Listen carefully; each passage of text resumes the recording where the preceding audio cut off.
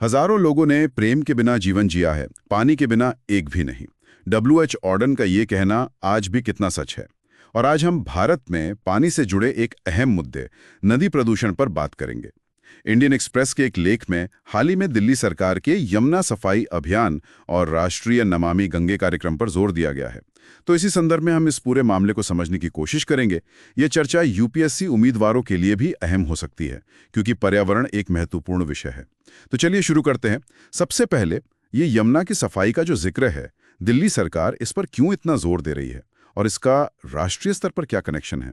देखिए, ये बहुत जरूरी है समझना कि यमुना जो है वो गंगा की एक बहुत बड़ी प्रमुख सहायक नदी है। अच्छा। तो जाहिर है, अगर यमुना साफ होगी तो इसका सीधा असर गंगा की सफाई पर पड़ेगा, जो नमामि गंगे का मुख्य लक्ष्य है। ये दोनों जुड़े हुए हैं। बिल्कुल, ये बात तो सही है।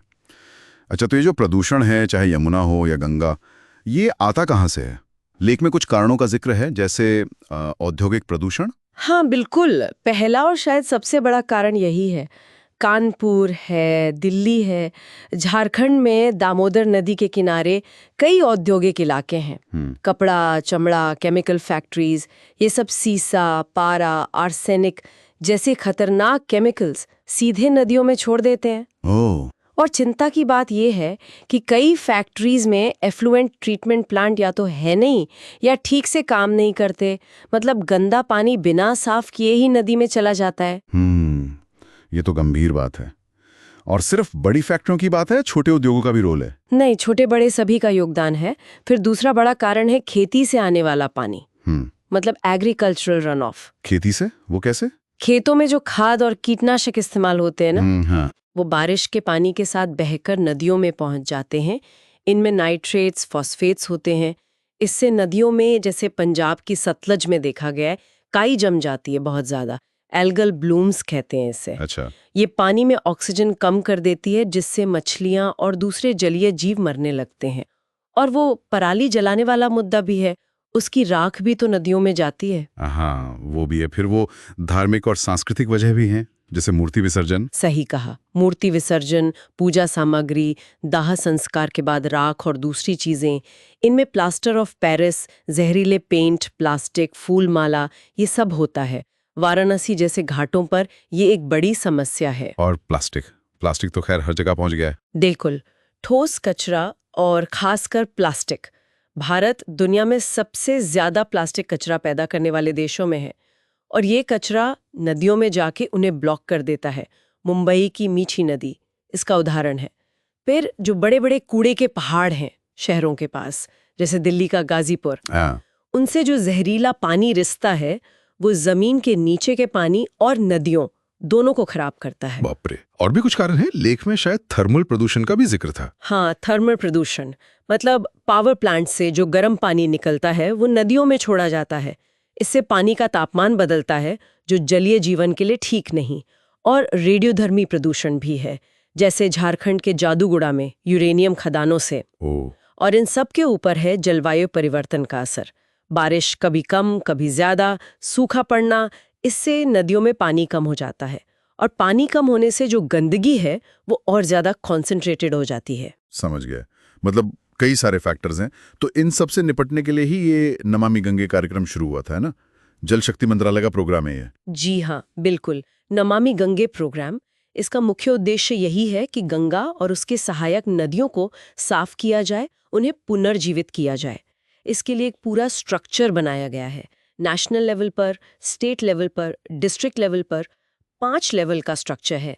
सबसे ऊपर प्रधानमंत्री की अध्यक्षता में नेशनल गंगा काउंसिल है, और इसे लागू करने वाली एजेंसी है NMCG, national mission for clean Ganga. अच्छा, तो ये करते क्या है मुख्य रूप से? मतलब क्या क्या काम शामिल हैं इसमें? इसके कई मुख्य स्तंभ हैं, जैसे सीवेज ट्रीटमेंट प्लांट लगाना, बहुत सारा गंदा पानी बिना ट्रीटमेंट के नदियों में जाता है, उसे रोकना।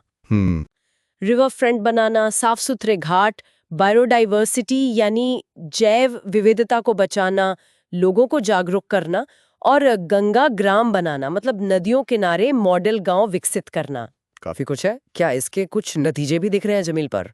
लेख में सफलताओं का जिक्र था शायद। हाँ, कुछ अच्छी चीजें हुई हैं, जैसे सीवेज ट्रीटमेंट कैपेसिटी, मतलब गंदे पानी को साफ करने की क्षमता 2014 के मुकाबले 30 गुना से ज्यादा बढ़ गई है। अरे वाह, 30 गुना। जी, पानी की क्वालिटी में भी सुधार आया है। जैसे यूपी में बीओडी लेवल, बीओडी मतलब बायोकेमिकल ऑक्सीजन डिमांड। हाँ, सुना है इसके बारे में। ये पानी में गंदगी का एक इंडिकेटर है। ये लेवल 2015 में 10-20 मिलीग्राम प्रति लीटर था, जो 2022 में घटकर 3-6 रह गया। अच्छा, मतलब पानी साफ हुआ है। हाँ, कम बीओडी मतलब बेहतर पानी। बिहार में भी सुधार देखने को मिला है। ये तो बहुत अच्छा संकेत है। और वो जैव विविधता पर क्या असर पड़ा? डॉल्फिन वगैरह का कुछ जिक्र था? हाँ, ये भी एक पॉजिटिव चीज है। गंगा डॉल्फिन, जो हमारा राष्ट्रीय जलीय जीव है, जी। उसकी संख्या बढ़ी है और वो अब उन इलाकों में भी दिखने लगी हैं जहां पहले नहीं दिखती थी, जैसे प्रयागराज के पास या कुछ सहायक नदियों में। ये दिखाता है कि शायद पानी की सेहत थोड़ी सुधर रही है। तभी तो 2022 में यूनाइटेड नेशंस ने नमामि गंगे को दुनिया की टॉप 10 रेस्टोरेशन पहलों में गिना। ये वाकई एक बड़ी उपलब्धि है। चलिए, कुछ उम्मीद तो जगी।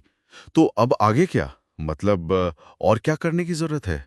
लेख क्या कहता है? लेख कुछ अहम कदम सुझाता है, जैसे फैक्ट्रीज पर और सख्ती, जीरो लिक्विड डिस्चार्ज की नीति अपनाना, मतलब कोई भी गंदा पानी बाहर ना जाए, ईटीपीज की रियल टाइम मॉनिटरिंग हो, खेती से आने वाले प्रदूषण को कम करने के लिए ऑर्गेनिक फार्मिंग को बढ़ावा देना, नदियों किनारे बफर जोन बनाना। बफर जोन मतलब? मतलब नदी के एकदम किनारे खेती ना हो, पेड़ पौधे हों, ताकि खेतों का पानी सीधे नदी में ना जाए। अच्छा, समझ गया। और सॉलिड वेस्ट मैनेजमेंट को बेहतर करना, कचरा कलेक्शन से लेकर उसके निपटान तक, प्लास्टिक पर असरदार रोक और नदियों के इकोसिस्टम को फिर से ठीक करना, जैसे गाद निकालना, पेड़ लगाना। और टेक्नोलॉजी का भी रोल हो सकता है इसमें? बिल्कुल, टेक्नोलॉजी बहुत मददगार हो सकती है, जैसे एआई और आईओटी सेंसर से पानी की क्वालिटी लगातार मॉनिटर करना, जीआईएस मैपिंग और ड्रोन से ये पता लगाना कि कहाँ अवैध तरीके से कचरा डाला जा रहा है, पानी साफ करने की नई नई टेक्नोलॉजी लाने वाले स्टार्टअप्स को बढ़ावा देना। तो कुल मिलाकर एक मल्टी प्रोंग्ड अप्रोच चाहिए, मतलब हर तरफ से काम करना होगा। सही कहा। तो ये साफ है कि भारत में नदी प्रदूषण एक बहुत उलझी हुई समस्या है।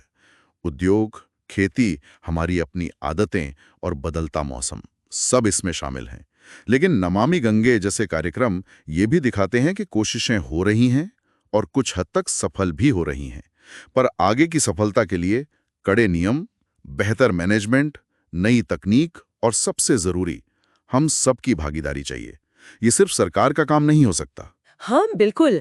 और यहीं पर एक सवाल मन में आता है सोचने के लिए कि क्या सिर्फ सरकारी योजनाएं और नीतियां काफी हैं नदियों को बचाने के लिए, या फिर इसे एक असली जन आंदोलन बनना होगा जिसमें हर नागरिक अपनी भूमिका समझे, नदियों को फिर से जीवन देने में अपना योगदान दे। क्या ये जरूरी नहीं है? ये वाकई एक अहम सवाल है, सोचने वाली बात है। हाँ। अगर श्रोताओं को ये चर्चा उपयोगी लगी हो तो इसे लाइक करें, सब्सक्राइब करें, और अगर कोई सवाल या विचार हो तो नीचे कमेंट्स में जरूर बताएं। हमें आपके फीडबैक का इंतजार रहेगा।